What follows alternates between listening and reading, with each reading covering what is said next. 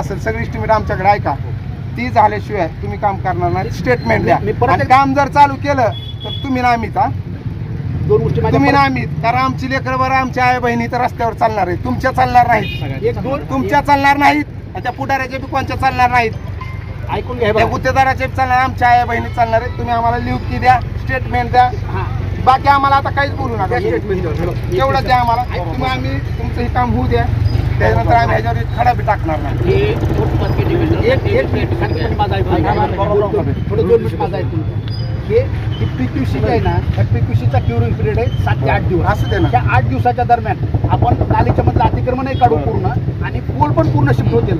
ते झाल्याशिवाय pole shift झाल्याशिवाय आपण याच्यावरचा PQC करणार नाही. आम्ही पाठच नाही ना ह्या रोडला, आता ते बी होईल. मग ते बी द्या ना करून. तुम्ही हात पुन्हा तुमच्या कायम करा, हात कायम करा. त्या हातीपर्यंत खोटं बोलू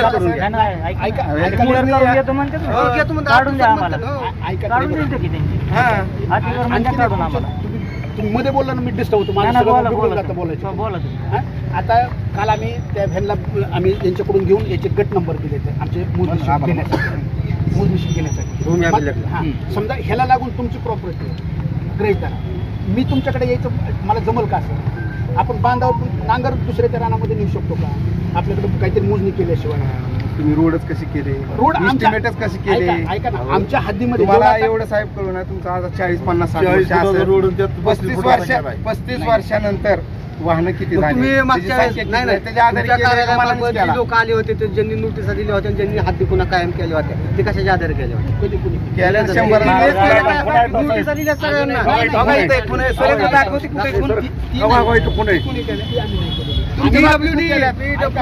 आम्ही जी नोटीस दिल्या आता दिल्यात तुम्ही, आम्ही नालीच्या पुढे जे लोक आलेत ना त्यांना दिल्या.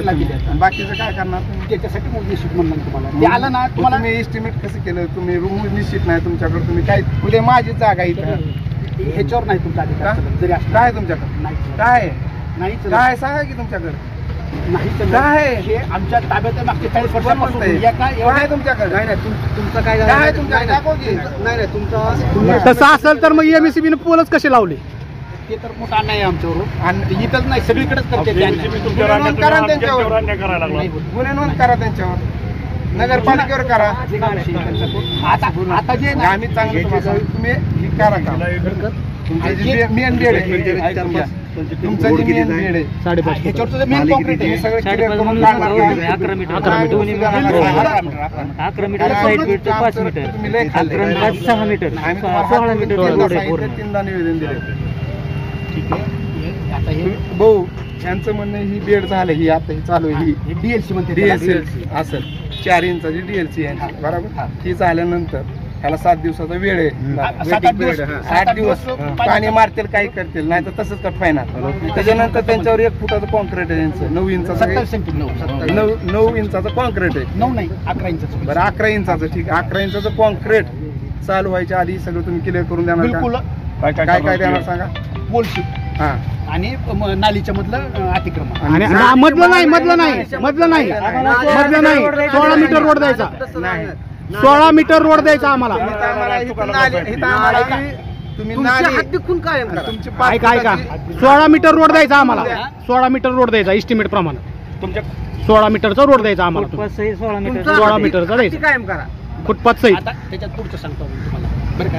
ह्याच्यात आपण ते जे नाबार्ड त्याच्यामध्ये जे थोडं 70-80 मीटर कॉन्क्रीट घेतले ना, त्याच्यामुळे ह्याच्यात जे पैसे वाचतील त्याच्यासाठी आपण इकडच्या नाल्या करायचे एस्टिमेट केले.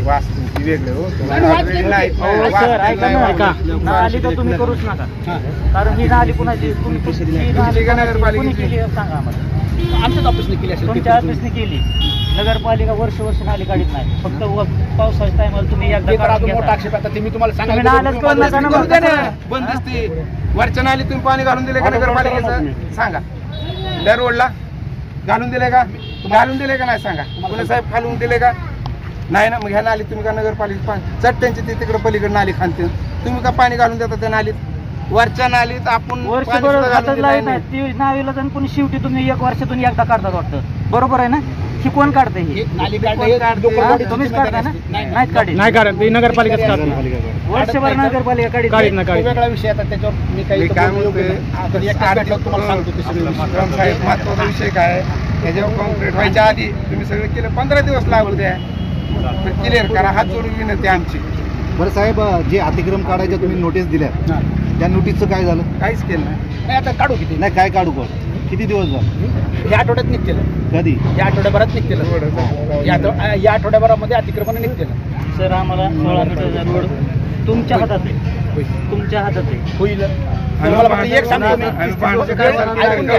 वेळेचं कसं माहिती, ह्याच्यामध्ये खूप सारे विषय असतात. वेळ थोडी कमी अधिक लागेल, हो साहेब. पण 16 नाही. ऐका ना, ही गावाच्या विकासाचा विषय आहे. म्हणून आम्ही मागतोय. लवचिकता कुणाचीच घ्यायची नाही. नाही, लवचिकता ही तर घ्यायचीच नाही. कसं तुम्हाला काय प्रॉब्लेम येतोय तुम्ही कलेक्टरला, डेप्टी कलेक्टरला सांगा. साहेब, अरे आपण उभं राहू की यांच्या सोबत. मी काय म्हणतो आम्ही राहतो थांबा.